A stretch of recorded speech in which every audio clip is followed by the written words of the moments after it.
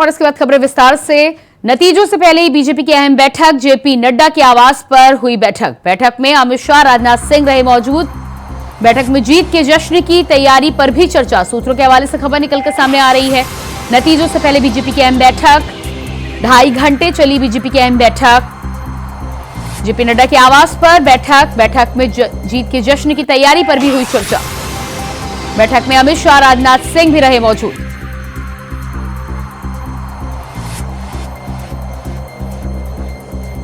तो लोकसभा चुनाव के नतीजे 4 जून को आने से पहले भारतीय जनता पार्टी की अहम बैठक राजधानी दिल्ली में जेपी नड्डा के आवास पर हुई। भारतीय जनता पार्टी के दिग्गज नेता इस बैठक में शामिल होने के लिए पहुंचे। गृहमंत्री अमित शाह से लेकर राजनाथ सिंह और बीजेपी के दिग्गज नेता इस बैठक में शामिल रहे। 2.5 घंटे तक भारतीय जनता पार्टी की अहम बैठक भारतीय जनता पार्टी के राष्ट्रीय अध्यक्ष जेपी नड्डा के आवास पर हुई।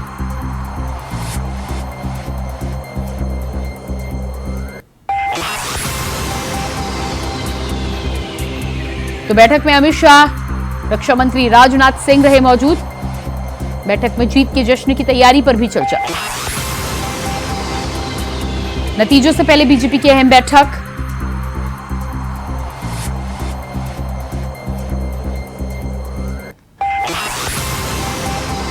जेपी नड्डा के आवास पर हुई बैठक में अमित शाह, रक्षा मंत्री राजनाथ सिंह रहे मौजूद।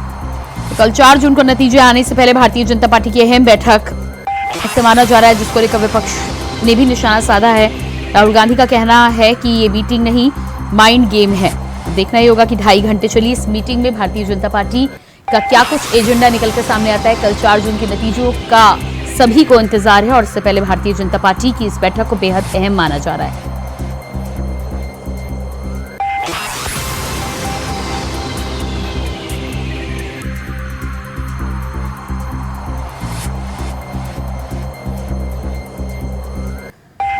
बैठक में गृहमंत्री अमित शाह, रक्षा मंत्री राजनाथ सिंह के अलावा भारतीय जनता पार्टी की कई दिग्गज नेता मौजूद।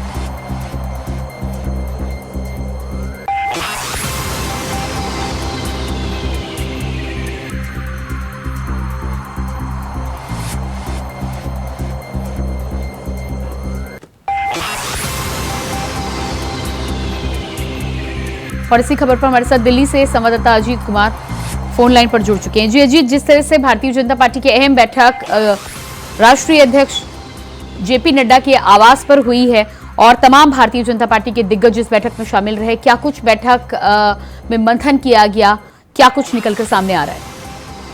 और देखिए प्रियंका, अगर मैं बात करूं लोकसभा चुनाव के बाद जिस तरीके से एग्जिट पोल के जो रुझान जो देखने को मिल रहे हैं, वो कहीं ना कहीं भाजपा को उत्साह बढ़ाने का काम कर रहा है। और यही इसी का परिणाम है कि भाजपा जो है पूरे एक्शन मोड में आ गई है। भले ही मतगणना कल हो, लेकिन उससे पहले ही भाजपा एक्शन मोड में है।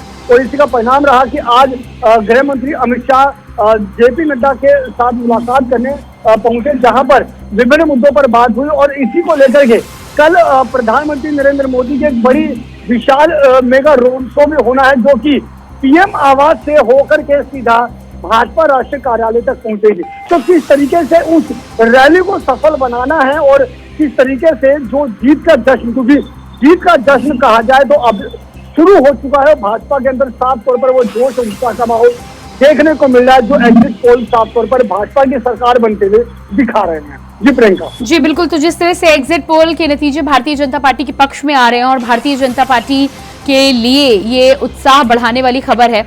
2.5 घंटे से अधिक बैठक चली है। बैठक में क्या एजेंडा होगा? माना जा रहा है कि जीत के जश्न की तैयारी पर भी चर्चा निकलकर सामने आ सकती है, लेकिन उसके साथ ही साथ राहुल गांधी का बयान आया है, बैठक को माइंड गेम करार दिया है। देखिए निश्चित तौर पर जब जिस तरीके से राहुल गांधी का बयान अभी या फिर इससे पहले कल जब कांग्रेस की बैठक थी और उस समय भी राहुल गांधी ने जिस तरीके से एग्जिट पोल को लेकर के अपना बयान दिया था, वो भी निश्चित तौर पर उनकी कहीं ना कहीं मानसिकता को झलकाने का काम कर रहा था कि किस तरीके से वो मतगणना से पहले ही कहीं ना कहीं अब एग्जिट पोल के हिसाब से वो हार मानते नजर आ रहे हैं और एग्जिट पोल को कहीं ना कहीं वो दरकिनार कर रहे हैं। खैर, अब ये जो आरोप और प्रत्यारोप का जो दौर है वो एक बार फिर से शुरू हो जाएगा और विशेष तौर पर कल जब मतगणना शुरू होगी और अगर एग्जिट पोल सही साबित होते हैं तो निश्चित तौर पर कहना शायद इसमें कहना जल्दबाजी नहीं होगी कि एक बार फिर से जो विपक्ष है, इंडिया गठबंधन के जो घटक दल हैं, वो ईवीएम पर ठीकरा फोड़ना शुरू कर देंगे। जी प्रियंका। जी बिल्कुल, तो ईवीएम को लेकर चर्चा का दौर अब शुरू होने वाला है। एक दिन का इंतजार है, कल नतीजों को लेकर शुरुआत हो जाएगी और इससे पहले तमाम एग्जिट पोल के साथ भारतीय जनता पार्टी जिस तरह से जीत के जश्न की तैयारी करने पर भी चर्चा इस बैठक में हो सकती है। क्या लगता है आपको, तीसरी बार भारतीय जनता पार्टी जिस तरह से हैट्रिक लगाने की तैयारी में है, उत्साह भारतीय जनता पार्टी के नेताओं के बीच और कार्यकर्ताओं के बीच इस समय हाई है। सरकार के नतीजे अगर सरकार के पक्ष में आते हैं कल 4 जून को, तो तैयारी को लेकर किस तरह के जश्न को लेकर बातचीत हो सकती है? बीजेपी कार्यालय में क्या कुछ हलचल नजर आ सकती है? देखिए, बिल्कुल निश्चित तौर पर मैं बात करूं प्रियंका, क्योंकि एग्जिट पोल का जो रुझान है उसके बाद से ही, जैसा मैंने कहा कि बीजेपी पूरे जश्न के माहौल में सराबोर दिखाई दे रही है। भाजपा के तमाम जो लोग हैं वो अभी से ही इस रुझान को कहीं ना कहीं अपने पक्ष में मानते हुए दिखाई दे रहे हैं और इस रुझान को वो जीत में बदलते हुए दिखाई दे रहे हैं। और निश्चित तौर पर कहा जा सकता है कि इसको लेकर के कल भाजपा कार्यालय में निश्चित तौर पर एक बड़ा जश्न का माहौल देखने को मिलेगा। और जैसा कि मैंने कहा कि जो खबर सामने आ रही है कि खुद प्रधानमंत्री नरेंद्र मोदी का मेगा रोड शो होने जा रहा है, जो कि खुद प्रधानमंत्री नरेंद्र मोदी पीएम आवास से भाजपा राष्ट्रीय कार्यालय तक एक मेगा रोड शो करेंगे, जिसमें वो भाजपा कार्यकर्ताओं को धन्यवाद करते हुए निकलेंगे और उसके बाद भाजपा के राष्ट्रीय कार्यालय यानी दीनदयाल उपाध्याय मार्ग पर वो भाजपा कार्यकर्ताओं को संबोधित भी करेंगे, जहां पर वो आभार व्यक्त करते हुए जरूर दिखाई देंगे। जी प्रियंका। जी बिल्कुल अजीत, इस तमाम जानकारी के लिए बहुत बहुत शुक्रिया अपना, आप नजर बनाए रखें। और इसी के बीच में खबरों में आगे बढ़ेंगे, लेकिन फिलहाल रुकते हैं एक छोटे से ब्रेक के लिए। ब्रेक के बाद बात करेंगे अगली खबर की। लोकसभा चुनाव 2024 के लिए एग्जिट पोल के नतीजों में झारखंड की 14 सीटों को लेकर अनुमान लगाया गया है। ऐसे में बीजेपी फुल कॉन्फिडेंट नजर आ रही है। इसको लेकर रांची के सांसद संजय सेठ से खास बातचीत की हमारे संवाददाता अजय पांडे ने। हमारे बीच राज्य के सांसद संजय सेठ हैं, जानेंगे कि अब कल का जो देश का निजाम होगा वो किस तरफ होगा।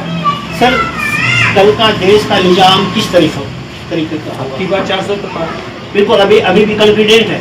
हाँ बिल्कुल, क्योंकि ये विकास की जीत है, ये मोदी जी का जो विजन है उसकी जीत है, ये गांव गरीब किसान की जीत है, यह जो 25 करोड़ देश जो गरीब लोग हैं, जिनको गरीबी रेखा के मोदी जी ने ऊपर ले आए, वो उनकी जीत है। क्योंकि कांग्रेस पार्टी जिन्होंने 65 साल तक इस देश पे शासन किया, मैंने शासन शब्द यूज किया, शासन किया, मोदी जी शासन नहीं सेवक के रूप में काम कर रहे। और 65 सालों के अंदर नारा रहा गरीबी हटाओ, गरीबी हटाओ।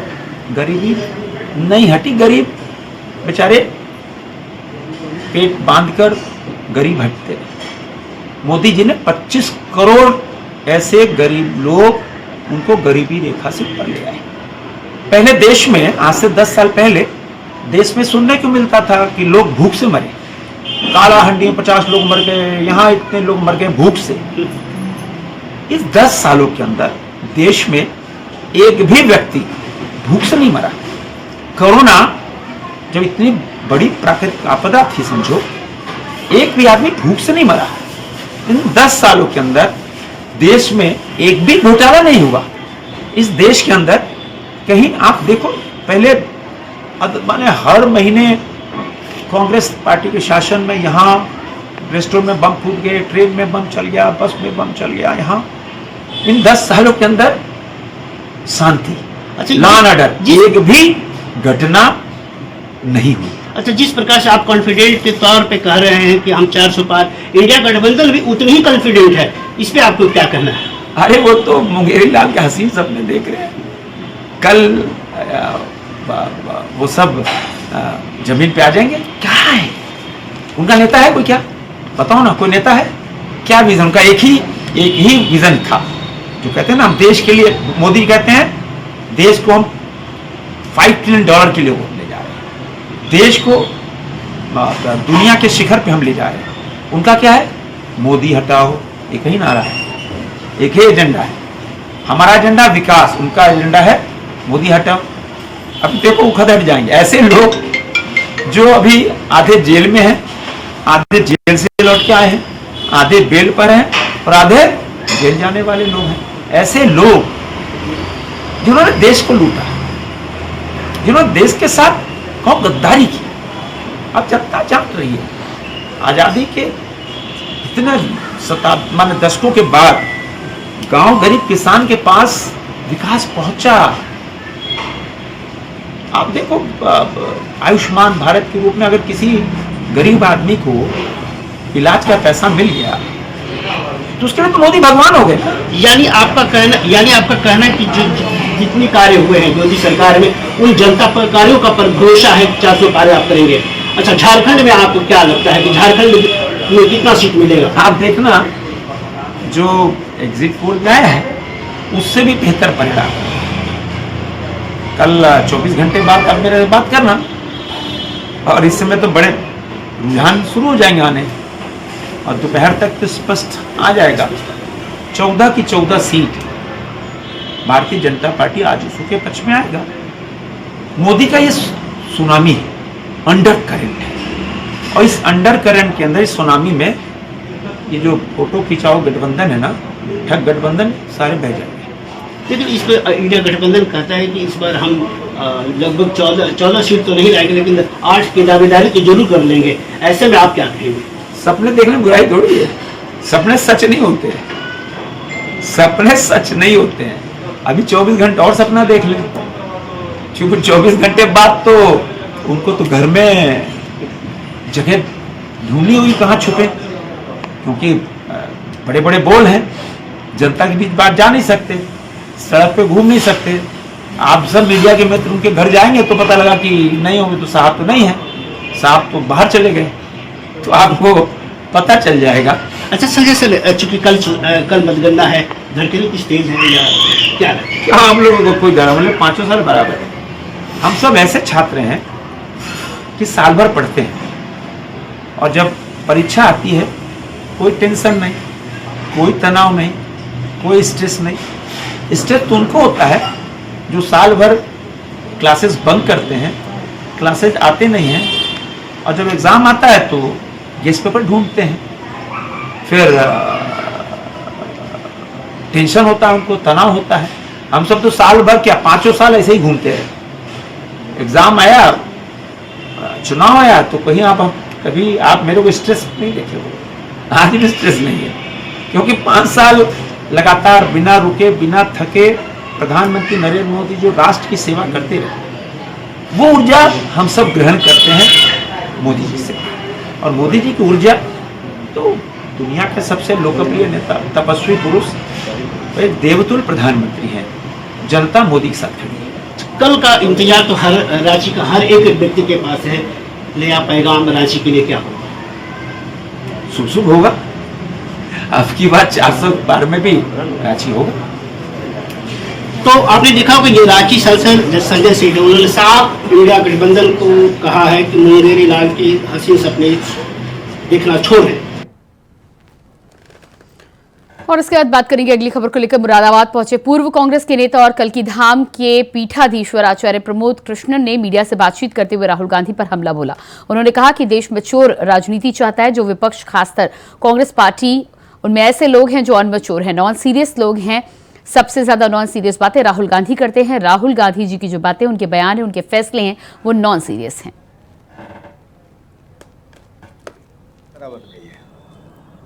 राहुल गांधी जी की बातों पर लोग हंसते हैं। नरेंद्र मोदी जी साधना कर रहे हैं। चुनाव प्रचार खत्म होने के बाद वो साधना में चले गए। उसके बाद आपने देखा नरेंद्र मोदी जी को कहीं बोलते हुए? अभी इंतजार कर रहे हैं रिजल्ट का। और इधर ये हैं सत्ता के लालच में, जैसे भी कब्जा हो जाए, मीटिंगों में मीटिंग कर रहे हैं, मीटिंगों में मीटिंग कर रहे हैं, लोग हंस रहे हैं। तो जो एग्जिट पोल है, मैं तो कहना चाहूंगा एग्जिट पोल में एजेंसीज ने ये इनका पक्षपात किया है, इंडिया गठबंधन को मदद की है। सच बात यह है कि जो 4 जून को रिजल्ट आएगा वो एग्जिट पोल से बड़ी जीत बीजेपी की होगी। राहुल गांधी जी की जो हरकतें हैं, और इसी खबर पर मुरादाबाद से हमारे साथ संवाददाता शारिक सिद्दीकी जुड़ चुके हैं। जी शारिक, जिस तरह से आचार्य प्रमोद कृष्ण का बयान सामने आया है, राहुल गांधी को नॉन सीरियस नॉन मैच्योर नेता बताया है, क्या कुछ कहना है इस पर आपका? देखिए, मैं आपको बता दूं, ये पूरा मामला मुरादाबाद जिले का है, जहां पर आचार्य प्रमोद कृष्ण पहुंचे थे, जिनके द्वारा एक बड़ा बयान दिया गया है। लगातार आचार्य प्रमोद कृष्ण बहुत लंबे समय से कांग्रेस में रहे थे। आचार्य प्रमोद कृष्ण के द्वारा राहुल गांधी को ये बात समझाई गई थी कि आप जो है बीजेपी का विरोध करिए, ना कि सनातन धर्म का विरोध करिए। वो आचार्य प्रमोद कृष्ण में कई आरोप हैं, जिसकी वजह से उन्हें जो है तुम्हारा बाद में आचार्य प्रमोद कृष्ण को पार्टी से जो है तुम्हारा अलग कर दिया गया था, निष्कासित कर दिया गया था। इसके बाद अब जो है आचार्य प्रमोद कृष्ण के द्वारा लगातार कांग्रेस को जमकर हमलावर हो रहे हैं और जो है जमकर बयानबाजी कर रहे हैं। और ये जो एग्जिट पोल आया है, उस पर एग्जिट पोल पर आचार्य प्रमोद कृष्ण की प्रतिक्रिया आई है। जी बिल्कुल, तो जिस तरह से बयान उनका निकलकर सामने आया है, राहुल गांधी को नॉन सीरियस नॉन मैच्योर नेता करार दिया है और साथ ही साथ उनका ये भी कहना है कि एग्जिट पोल के जो नतीजे आए हैं, उन्होंने कहीं ना कहीं इंडिया गठबंधन को फेवर किया है। हाँ, कहीं ना कहीं जो है अपने आप में बड़ी बात कही उनके आचार्य प्रमोद कृष्ण के द्वारा कही गई है राहुल गांधी को लेकर, और इसके साथ ही अखिलेश यादव को लेकर बयान दिया गया। इसके अलावा अगर बात करें तो जो इस तरीके से उनके द्वारा कहा गया आचार्य प्रमोद कृष्ण ने तो कहा है कि इस बार एनडीए 4 से पार करेगी। जी बिल्कुल, तो जिस तरह से कांग्रेस से किनारा किया है आचार्य प्रमोद कृष्णम ने और लगातार अब राहुल गांधी पर निशाना साधते हुए नजर आते हैं, बयान निकलकर सामने आए, लेकिन भारतीय जनता पार्टी की सदस्यता को लेकर और नजदीकियां, जाहिर सी बात है, पर सदस्यता को लेकर कोई जानकारी नहीं। क्या इस पर भी कुछ कहा उन्होंने? देखिए, इंडिया वॉइस पर बात करते हुए जब सवाल किया गया कि आप भाजपा में जब शामिल होंगे, तो उन्होंने कहा कि मैंने भगवान राम को अपने आप को समर्पित कर दिया है, जो भगवान मेरे हक में बेहतर करेंगे वही फैसला मैं लूंगा। और मुझे भारतीय जनता पार्टी को लेकर पूछे गए सवाल पर उन्होंने कहा जो ईश्वर तय करेंगे वो मैं करूंगा। यानी कि किसी बात से उन्होंने संभावनाओं से इनकार नहीं किया। हाँ, संभावनाओं से कहीं ना कहीं इनकार नहीं करा है। जो आचार्य प्रमोद कृष्ण में उनका कहना है कि मेरे घर पे जो मंदिर का शिलान्यास हुआ था, वहाँ प्रधानमंत्री नरेंद्र मोदी जी भी आए थे, लेकिन जो प्रधानमंत्री नरेंद्र मोदी जी की जो छवि है वो पूरे देश में हर कोई जानता है। लगातार वो जो है तुम्हारे सनातन के लिए काम कर रहे हैं, लोगों के लिए काम कर रहे हैं और हर वर्ग के लिए काम कर रहे हैं। जी बिल्कुल, तो जिस तरह से प्रमोद कृष्ण ने दावा किया है कि इंडिया गठबंधन के तमाम लोग हैं मीटिंग पे मीटिंग कर रहे हैं और केवल सत्ता को हथियाना चाहते हैं, कब्जाना चाहते हैं, जाहिर सी बात है कि सीधे तौर पर निशाना साधते हुए नजर आए हैं। अब जिस तरह का ये बयान निकल कर सामने आया है, आने वाले समय में राजनीतिक हलचल पैदा कर सकता है आचार्य प्रमोद कृष्ण का ये बयान। शायद संपर्क हमारा यहाँ पर टूट चुका है, एक बार फिर से संपर्क साधने की हम कोशिश करेंगे। इसी बीच आपको बता दें कि आचार्य प्रमोद कृष्णम ने जिस तरह से राहुल गांधी को लेकर बयान दिया है, साफ तौर पर उन्हें नॉन सीरियस और नॉन मैच्योर नेता करार दिया है। और इसके बाद बात करेंगे अगली खबर को लेकर। मेरठ से खबर सामने आ रही है, चलती कार में लगी आग, 4 लोगों की जिंदा जलकर कार में हुई मौत। दिल्ली से हरिद्वार जा रही थी कार, थाना जानी क्षेत्र के नहल पुल का ये मामला।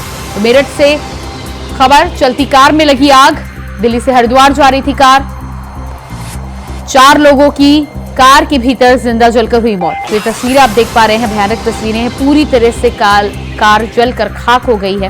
बताया जा रहा है कि कार के भीतर चलती कार में अचानक आग लग जाने से अंदर बैठे लोगों को बाहर निकलने का मौका नहीं मिला और ऐसे में पूरी कार जलकर खाक हो जाती है। इस कार से डेड बॉडीज को बाहर निकाला गया है। दिल्ली से हरिद्वार जा रहे थे लोग, थाना जानी क्षेत्र के नहर पुल का यह मामला बताया जा रहा है।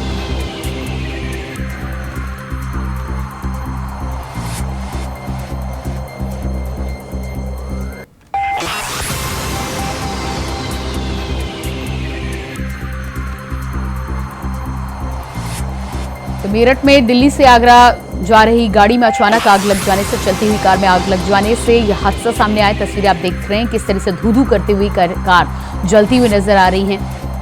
भीषण गर्मी एक तरफ और दूसरी तरफ इस तरह की तस्वीरें। बताया जा रहा है कि 4 लोग कार के भीतर ही जलकर पूरी तरह से कार के साथ खाक हो गए। और इसी के साथ फिलहाल इस बुलेटिन में इतना ही। खबरों के लिए बने रहिए इंडिया वॉइस के साथ। नमस्कार।